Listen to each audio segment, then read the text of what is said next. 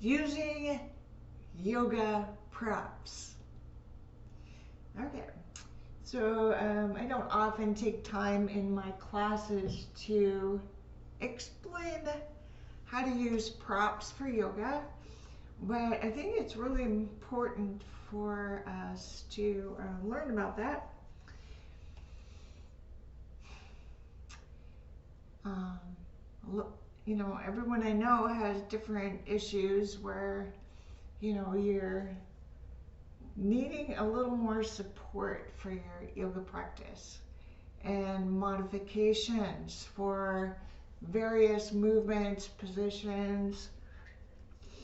One of the most common is tight hips.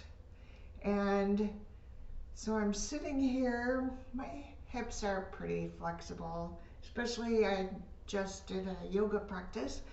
But, you know, if you're sitting and your waist is here, oops, and your knees are up there, you know what I mean? If your knees are a little bit higher than your waist, then you really should be propping. And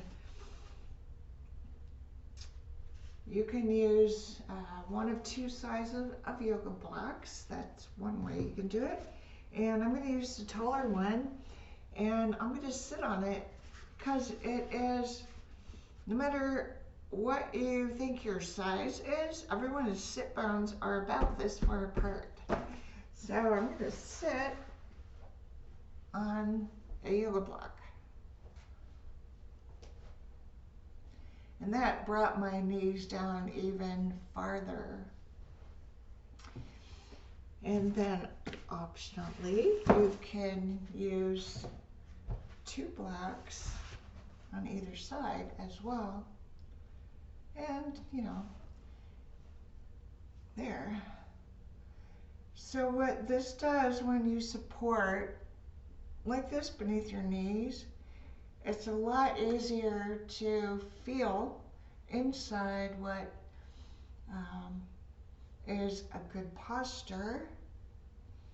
So sitting up taller helps to take any pressure off the low back, and propping beneath your outer legs, it's above and below the knees is where you want to place those blocks.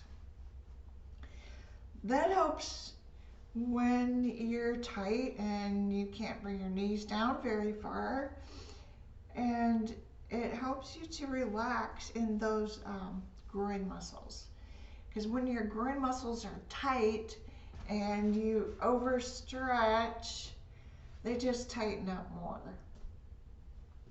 So if you're supporting it, things can relax, and then you can gradually let that support down a little lower.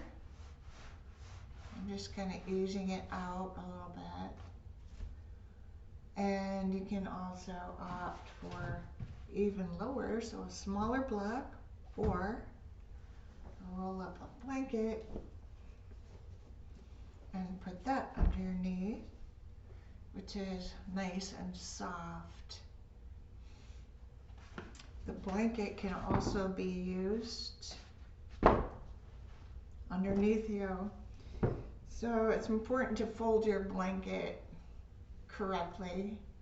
And I use these Mexican yoga blankets, and I just fold it in half. See, it's pretty big, so I'm folding it in half, and then folding it in half, and then again, and you can use it like that, or fold it again and use it like that. And I like to sit on the edge of the folded edge, and that will also kind of tilt your pelvis forward and make it more comfortable to sit. It can also be used when you're sitting like that and bring it out like that.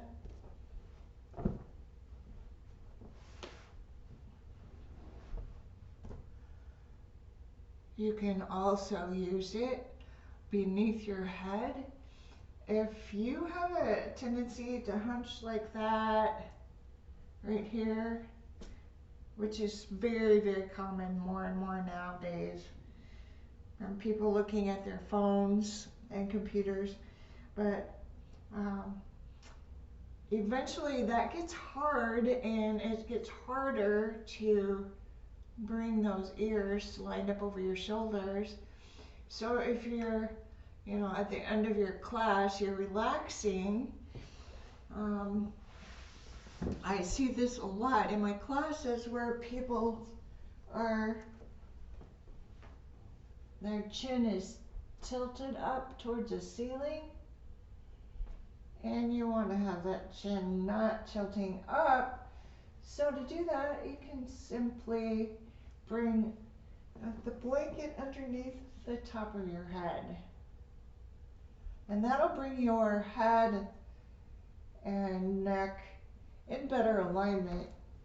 It'll be easier to relax and get more energy and blood flow in the neck.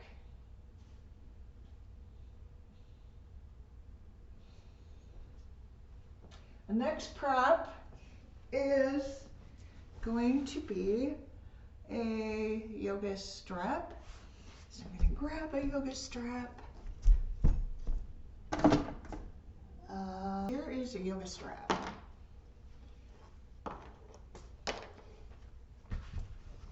So you can use it like an extension of your arms. If your arms aren't very long, you can't reach your toes. Bend your right knee, put your foot on the inner thigh, and you can lasso that foot and hold onto your strap with each hand. You kind of use that as a leverage, a little feedback for your pose, so you can feel yourself holding the strap. You can feel the strap on your foot. You can feel your foot on the floor, your sit bones on the floor, and shoulders relaxed, and breathing. So if you're getting a stretch just sitting up like this, I recommend staying there and not folding forward, because it's likely, I see this all the time too, that if you have really tight hamstrings and you try to fold forward, all you're really doing is rounding your back so your head gets closer to your leg.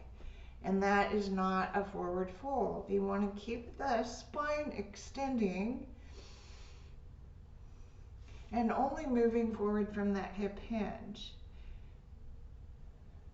So if you're flexible enough, you can go there, and if you're not flexible enough, you'll never get there if you don't start where you are. Okay? So that's one way you can use the strap. And there's lots of ways you can use the yoga strap. Another way is to use it on your shoulder in Gomukhasana pose. So it's on my right shoulder, right arm comes up, and I'll bend the elbow, and then I'm going to grab that strap, and then the left arm is grabbing the strap too. That way, if you're not reaching your fingers behind your back, you're still getting that stretch in the back of the triceps and getting some stretch in the front of the shoulder. So you always want to be really careful moving into that pose, because I mean, some days I have like a really tight left shoulder because of my scoliosis. And if I'm not careful, I can move into the pose and over stretch where my body can go on that day, and all I end up is with a little numbness and tingling. So it's like, it's time to modify when that happens. Okay, that's enough for today for this video, and thank you for watching. Namaste.